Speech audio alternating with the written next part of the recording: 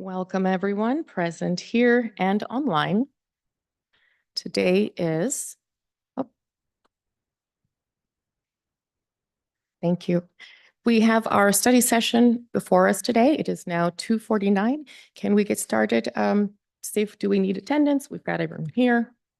The record will reflect all members are present. Thank you. Please let us know, Mr. Heilman, which item did you want to present first? Thanks, Mayor. I think we'll go in order, and I'll turn it over to Carlos and Richard to kick off the two study session items today. So, Richard. I don't think we can hear you.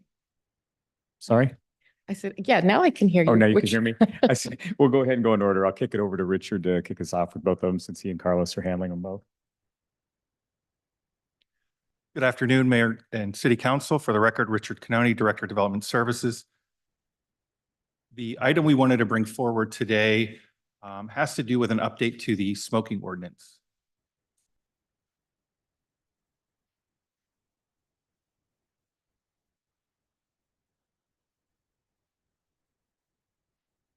And so the last update was in 2009. And there were a number of areas that focused primarily on prohibiting smoking in unenclosed areas. However, since that time, there's been a number of changes with not just the mediums that people use to smoke, but also devices and products. And so the update we wanted to focus on first is just some general cleanup terms and grammar, amend the definition of smoking to make sure that it encompasses all, not just tobacco, and then also add a definition for electronic smoking devices. We also encountered somewhat of an issue recently, our code compliance responding to a complaint at a private country club. And so as we were working on cleaning this up, we also wanted to get clarification. Under the current regs, there's essentially four places where smoking is prohibited in unenclosed areas. And that first being public places. Within the definition, it does include a private country club is not a public place. And while it's clear where there was a little bit of confusion is while it is, I think we can agree it's not a public place, you also had the prohibition in places of employment as well as businesses. And so that's where there was some ambiguity and staff, the code compliance staff came in and were concerned with wanting to make sure that they were enforcing the right regulations in responding to our residents. And so what we did was really looked at, what was really the true intent. We couldn't find that out in some of the past minutes. And so we wanted to bring that item forward, and whether the intent was to allow it only in those golf course areas, fairway greens, in certain designated areas, or in fact go ahead and not enforce it within the private country club. Our recommendation would be twofold. One would be to define private country club so it's clear what that means. And then the second would be to exempt, which is sort of our current practice, private country clubs, unless they specifically request to opt into the ordinance. And so if they have CC&Rs and they're currently enforcing it, that would be our recommendation, is to stay with that. But if they did in fact want to opt in, what we thought could be an option where smoking would be permitted just within those golf course areas and certain designated areas, similar to what we allow for the golf course at Desert Willow. And so that's all I had as far as presentation, and happy to answer any questions. So in terms of, I'm too loud. In terms of definition, like for example, Palm Valley Country Club, you can still golf there and not be a member. So would that matter? That's why we'll still craft the definition, but where we put is generally not open to the public, because there are instances where someone may be invited to a dinner, so that would not then automatically kick them into being a public place. Okay.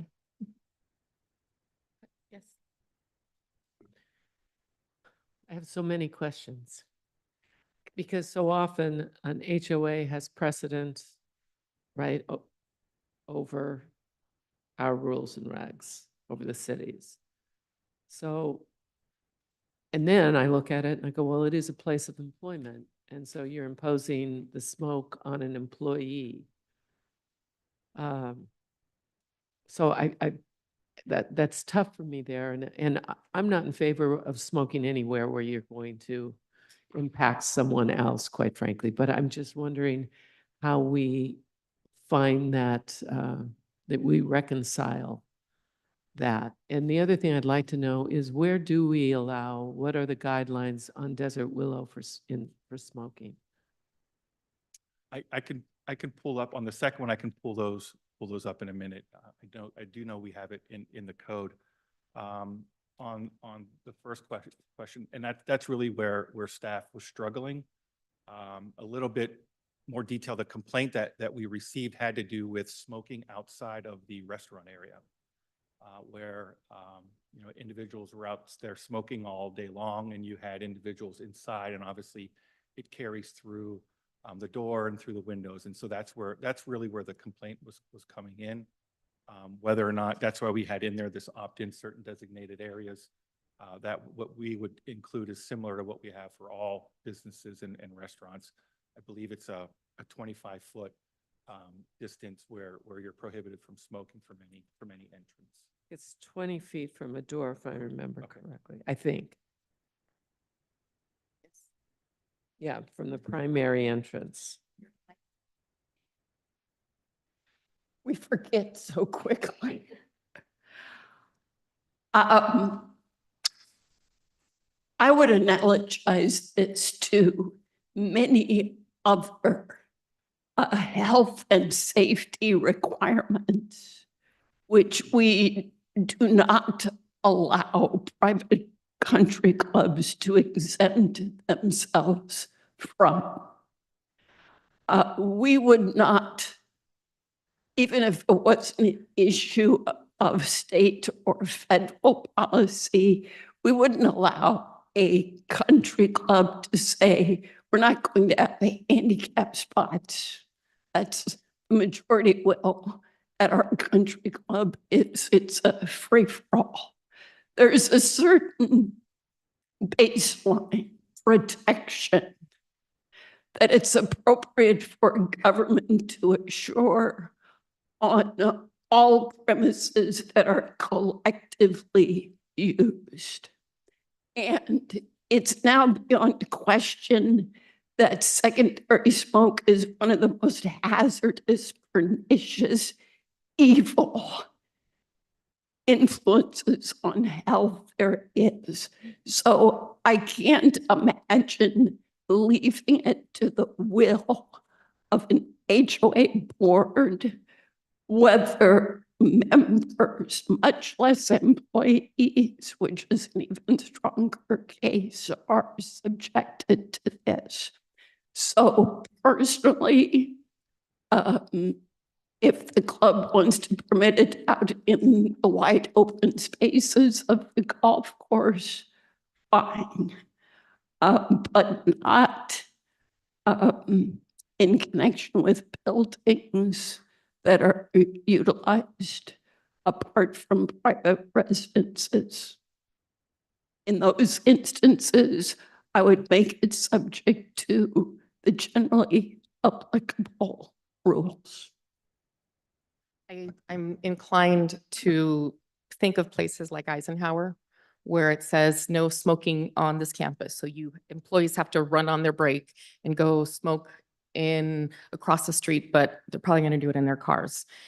So I'm looking at it in the sense that if you're telling someone, again, in that green collective space, it makes sense when you choose your foursome. But do we want to have people say, I don't want to go there because I can't even smoke over there? Do we want to limit the restrictions? Again, we've got that 20-foot rule for a reason. We could potentially say we want to extend it further, but I think that having an outright ban prevents having that opening, whether it's a open to the public or a private membership country club, but I see it as it's going to happen anyway. Do we want to ensure that people are following the objective guidelines of the 20 feet and ensure that we are abiding by the state law and not imposing on a private country club? That's why they have their own rules. It's not like we're saying now your golf carts can ride 70 miles an hour and you can, change the way that you're going to operate any safety rules. Those are entirely different. As an asthmatic, I'm more concerned with the air quality. No matter where you're golfing, you can't escape the air quality. If I'm smoking 20, 30, 40 feet from you, that's different if I'm still inhaling all of this dangerous silicate that we have in the wind. So we are looking at one component. I agree that the HOA doesn't speak for everyone. And I think that there's different pros and cons to look at. But if we're looking at this from a health issue, we have greater concerns with our air quality. Oh, do you have something? Oh. Hey, appreciate it, Richard. Question, currently, does the, what entity monitors or governs rules regarding tobacco? State, federal, county? It's primarily state. And would these changes be in conformity with state rules? They would be, because again, we're just following our existing ordinance, and it's just a matter of how and where we want to allow to. Okay, allow to well, for my 2 cents, I'm inclined to be in favor of this if private entity gets blowback, pun intended, from allowing smoking. It's their problem to deal with. So that's my 2 cents. Thank you. So looking at this, and it says, while smoking is prohibited in unenclosed areas of places of employment. And I think, to me, I believe that the places of employment is the strongest word, the strongest phrase here.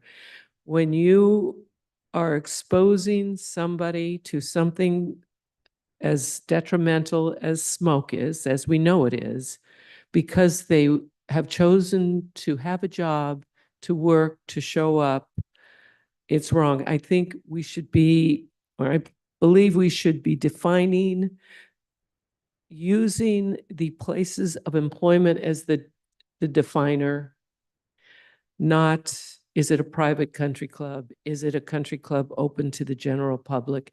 It's a place of employment. And I think overriding all of it, that's the most important part. We have people who have chosen to work and now they're being exposed to smoke.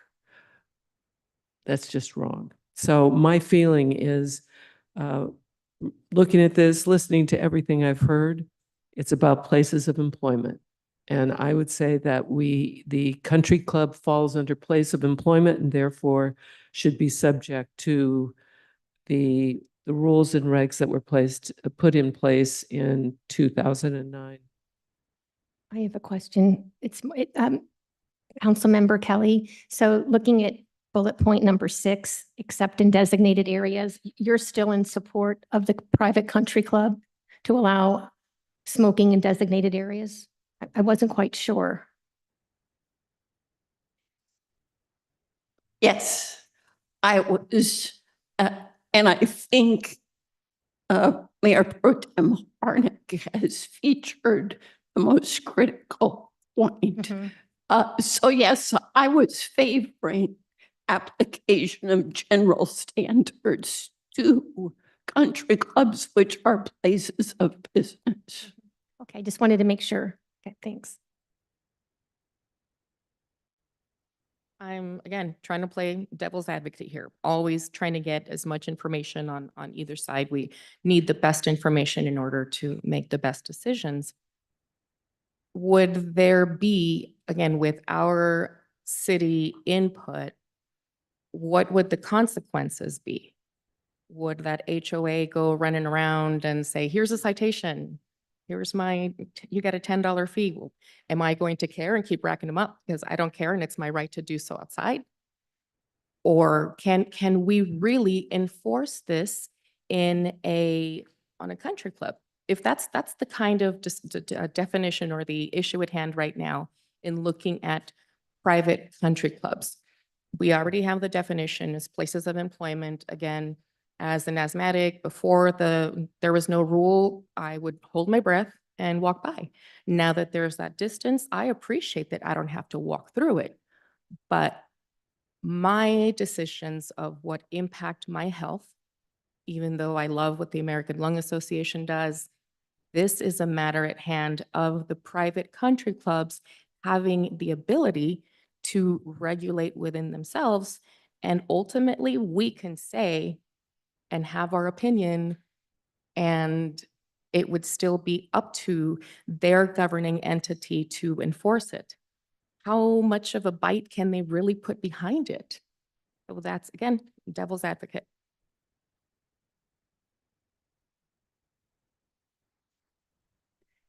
You know, the more I think about Mayor Pro Tem's point, the more curious I am about state law, which is not detailed in the materials we have.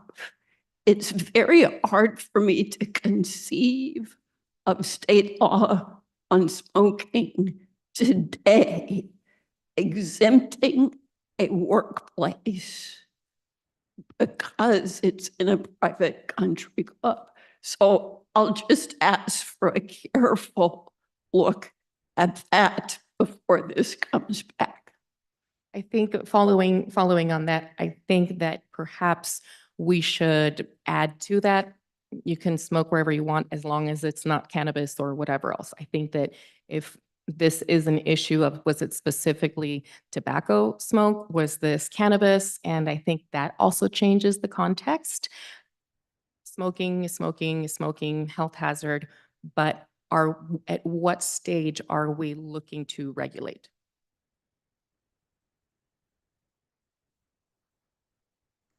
I think this is easy.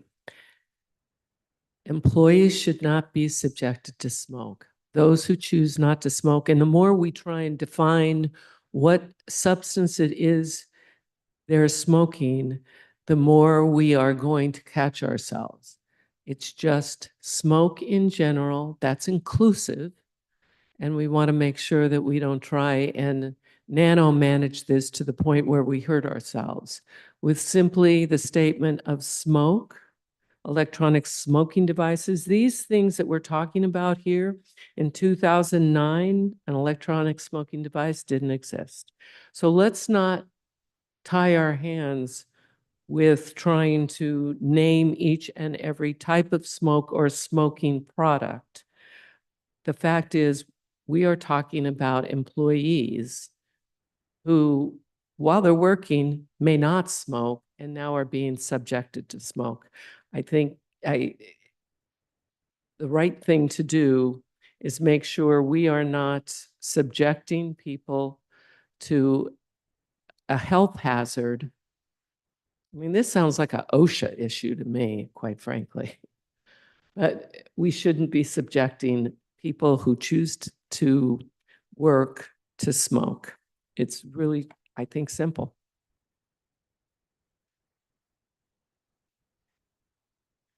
And final thoughts? Okay, last, again, trying to see from all sides.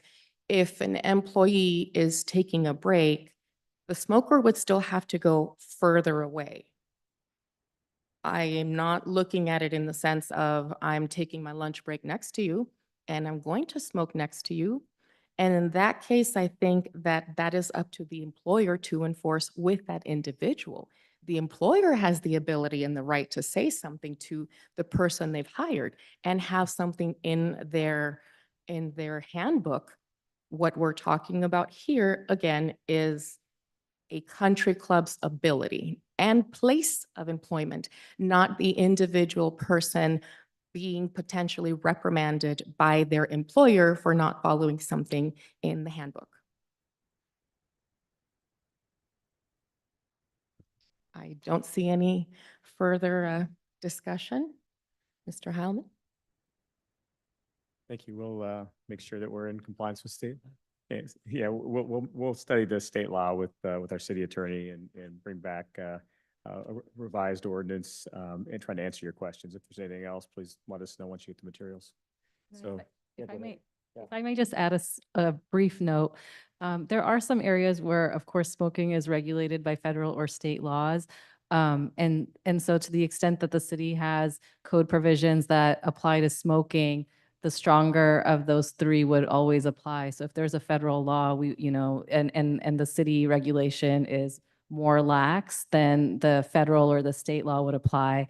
There are Cal OSHA, there's times when a labor violation would trigger like Cal OSHA review or some other state review. Those things would still happen here, without a city code provision, there wouldn't be a city remedy. So all of these discussions are about is there an administrative citation or some sort of city remedy? Otherwise, if there's an applicable state law or federal law, then those other agencies would be involved. So just briefly.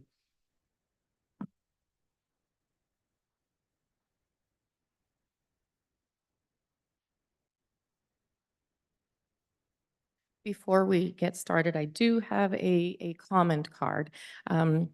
I feel that it would probably be best at this time to have your question asked beforehand. I know we're doing things a little bit out of order, but that way we can answer your question ahead of time instead of having to go back and forth, since I know there's only one speaker. Mayor, could I ask, has there been a change of policy so as to allow comment at study sessions?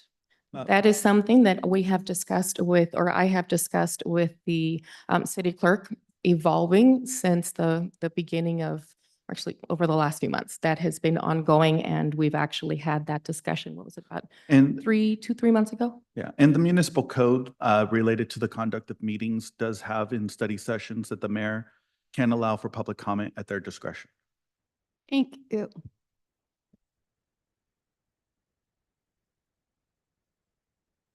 Our speaker, can we please have Mr. Scott Burke step forward?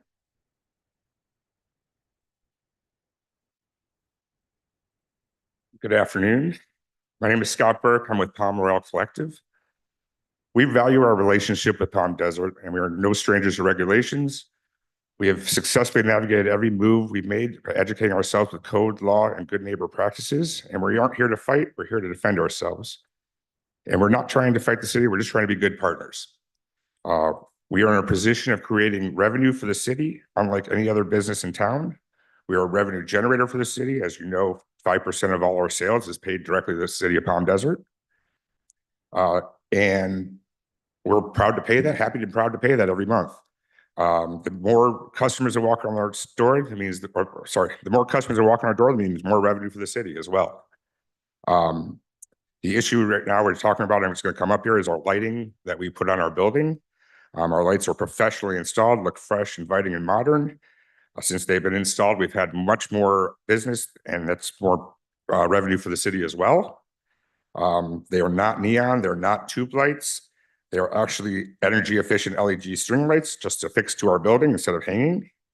And according to the current code, that's allowed.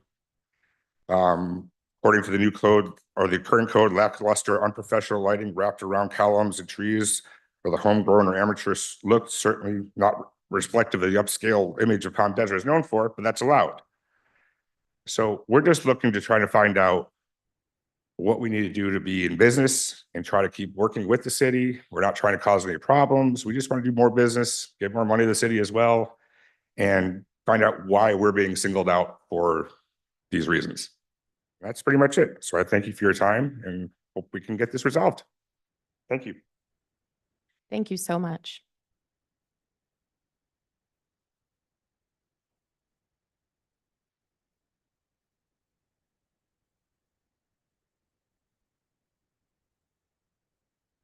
Right. Excuse me. Thank you, Madam Mayor, members of the City Council. Carlos Flores, Principal Planner, here to present on this topic today.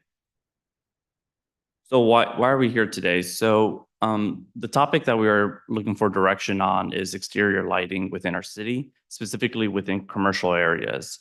So within our municipal code, we have definitions for what we call decorative lighting, but no guidance on standards or processes. This is difficult for frontline staff, code compliance staff, as well as the business community to know what they are or aren't allowed to install on their business. We have clarity in terms of signage that businesses are allowed to install, or what process they need to go to if they want to renovate their storefront, but not a lot of guidance in terms of putting lights on their business for different reasons. So we have a definition for decorative lighting. So I want to make sure what's clear in this conversation is when we talk about decorative lighting, it's lighting that is used for decorative effects versus lighting performance. So we're not talking about lighting in a parking lot or lighting that's used to, light up an area for safety so you can walk through it, but it's purely for decorative appearances to bring attention to a certain area or to bring attention to a business just through the use of lighting. So currently, I'm going to go through 3 different types of lighting. And again, the main impetus for this is there isn't clear definition on allowances for this as well as process. And so it's essentially been a subjective thing for staff or architectural review commission or businesses to understand when and how are they allowed to install lighting on their business. And as you probably are aware, that's very difficult for everyone to get on the same page for. So the first type of lighting I wanted to, bring up is what's commonly referred to as neon tube lighting. So this is the lighting you'll see, and here's a sample that we have shown here on the north part of Palm Desert. All these photos shown here were taken by a code compliance officer about a month ago on a random weekend, just going around seeing our commercial businesses and the type of lighting that's installed. So this here is the neon tube lighting. Historically in the city, anytime a business proposes this type of lighting, it goes through a design review, and it's up to our architectural review commission on whether or not it's allowed. There isn't objective standard for this. It's subjective, meaning staff is unclear in terms of recommending approval or not, and our ARC has a discretion on whether or not they allow this. So we're looking for some more direction on whether or not this is something the city council does want to see or wants to have a much harder stance on whether it's allowed. The next one we have is what we call window lighting. So we have a few sample businesses here. This is probably the one that's the most common and has the least amount of definition on. So as you can see here, it's typically used to light up the frame of a window or on a building itself, or around different parts of the business. This lighting, again, is not part of a sign. It's not part of, it's not something that's permanent, but it's more temporary in nature. And you see a lot on these businesses. Historically, it's not been, it's not gone through any process, and it's something that city staff has gone around to try to discourage. But again, there's no codified section that clearly lays this out. Third sample we have is string lighting. This one is a little different in nature, given that string lighting is typically used to light up a usable area. So mostly for restaurants. You go to a restaurant, a lot of times those outdoor patio areas have these string lights that are used. There is a part of it that's for aesthetics, but also being used for a functional purpose of lighting up an area. This here, we do have within our code that it is allowed, and also within the dining deck program was something that was noted on there. Again, this one's a little different and unique, but we bring up for your discussion as well. So lastly, we want to take a look at some neighboring cities and how they handle this, looking within their code as well as conversations with them. So we talked to the city of Rancho Mirage and city of Indian Wells. For city of Rancho Mirage, tube lighting, it goes through a staff review, and they said that they essentially prohibit it, and it's strongly discouraged on any new proposals that they get for it. That is the same for window lighting. So anyone that proposes window lighting, they discourage it and take code action on businesses that do not have it. String lights, they do allow, but they do require a staff review. So it goes through a formal planning process to allow. The next one is City of Indian Wells. They prohibit tube lighting. It's within their municipal code where any of that neon tube lighting is prohibited. For window lighting, they do not have a process for it. It's similar to City of Rancho Mirage. It's discouraged where they take action if businesses put it up. String lights, similar to Rancho Mirage, it is allowed and goes through a planning review whenever a restaurant is proposing it. So for City of Palm Desert, again, we're looking for a little direction on this. Tube lighting right now goes through an ARC review, and window lighting and string lights, it's currently unclear. City staff's recommendation based off precedents as well as, again, the neighboring cities is for neon tube lighting to essentially be discouraged moving forward on businesses as they come in. And the same for window lighting, but for string lights to be allowed only in areas where it's being used for a functional purpose, such as a patio or walkway or something to that effect. And that concludes my presentation. Any questions? Okay, I do. So I know this was the first time we had someone speak at a study session. What type of lighting did our speaker have on here? It is the one in green right there. Okay.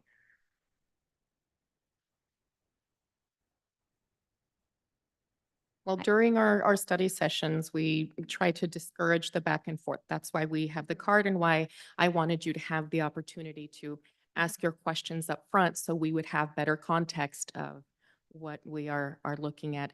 Can you go back to the other one that shows goodies? So I think that part of the consideration is, for example, this is North Palm Desert where that is, there are several places. I'm not sure if there are other places that is available around around the city. As mentioned, these are professionally installed. It's not someone just going up and hoping that it sticks. I am looking at the tube lights. I think those are likely to crack as the tube is not as sustainable for the, excuse me, the string lights that are inside of a rope. That's what I think some people may be confusing, that it's not the same as a rope light, that this is the neon lights, for example. Correct. And to add to that, in terms of some of the precedents, if you've driven by Outback Steakhouse, that is one where it was approved and it went through a formal process back in the day and has continued to do so, where they have like that red neon tube under the building. But again, moving forward without having clear standards, we've had subsequent businesses request a similar lighting to this through a formal design review. And it's, again, unclear for staff, unclear for the applicant, and essentially falls onto the discretion or Architectural Review Commission whether or not they want to allow that business to have that tube lighting design for that commercial business. Yes. I don't know enough to have an opinion, but here are some of the things I think would be helpful. I think it would be helpful to hear the perspective of our members who have dealt with this as to what they have deemed consistent with the ambience we're trying to establish. So perhaps an ARC study session to discuss this before we think about it more would be helpful. I'd also like to see a greater array of examples because I would imagine this is an area where there are new products that might be more or less acceptable than what's existed in the past. I don't know. And thirdly, I would encourage staff to think about whether a different expectation might be appropriate for different designated parts of the city. El Paseo may not warrant the same rules about this as the areas surrounding the CSU campus, where traffic is currently moving quickly and businesses want to be eye-catching. So those are a few of the fronts where I think we need more exploration and more information, so we aren't just shooting from the hip. Because whatever we do will have an impact on the city, and it will have an impact on prospective businesses. So we want to get it right. I have some comments. I favor being as business friendly as possible. And it seems like we're going down a path of micromanaging way too much with this lighting issue, because I don't believe there was a problem, right? Am I correct? It was just a code compliance officer going around and looking. But when I go out at night, whether it's El Paseo or North Palm Desert, I don't see any issue with our lighting code. And I do not favor trying to micromanage the issue. So those are my comments. I would like to know some of Rancho Mirage's guidelines.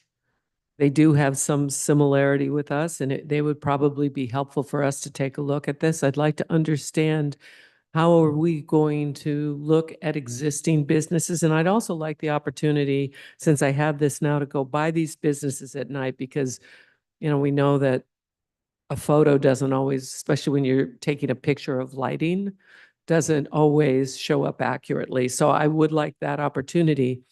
But when I look at there's no permit needed for string lights, I think we need to look at that too.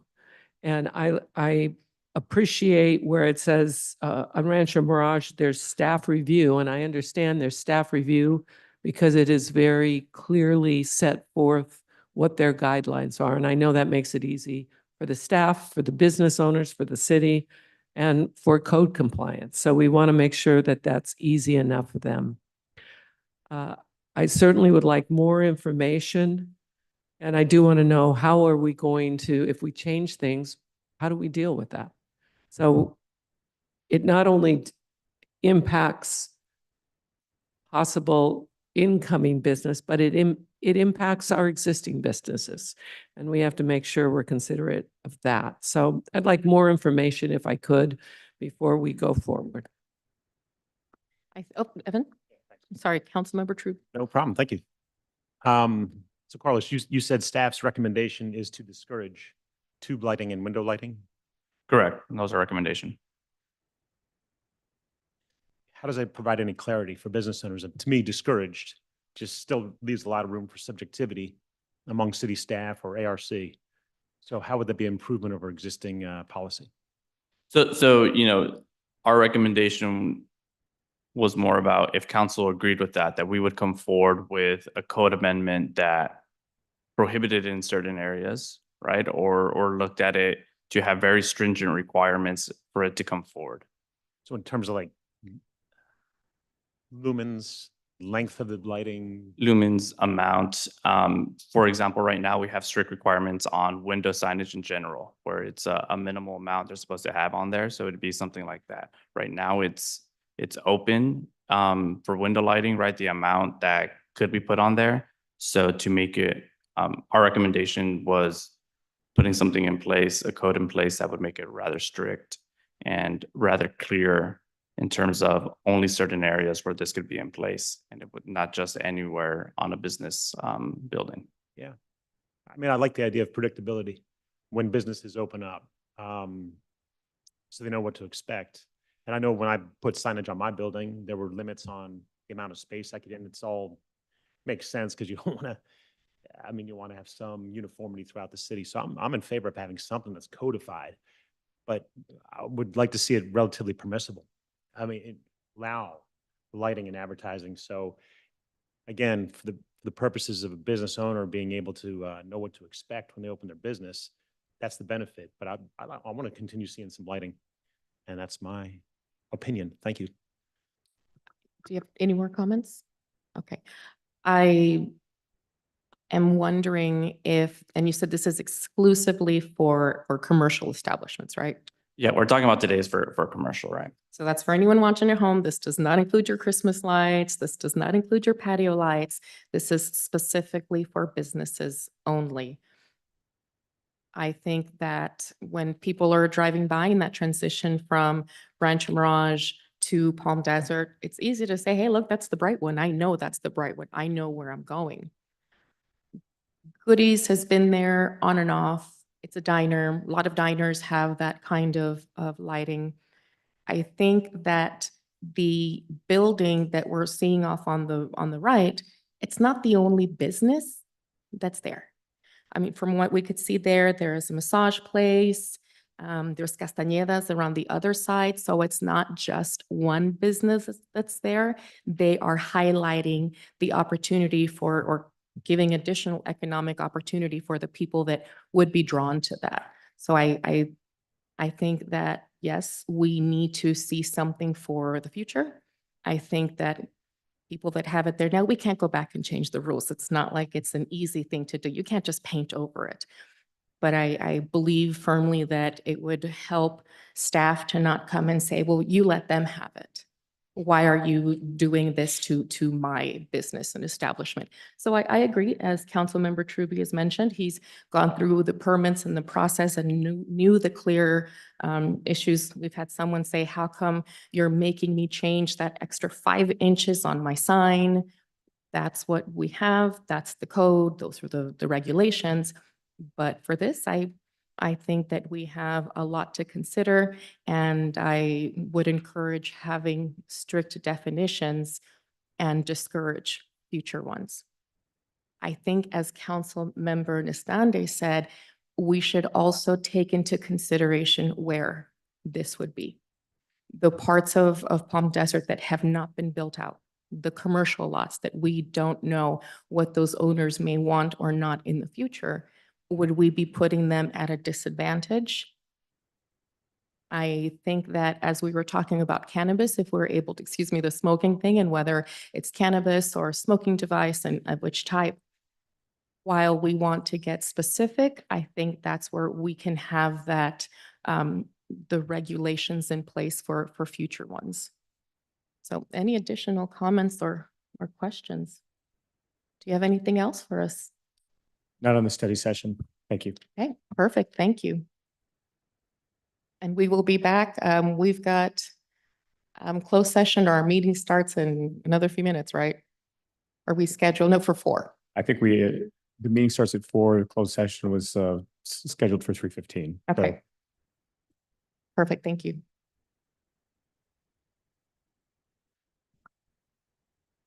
Can we check if there's any public comment for closed session before we go?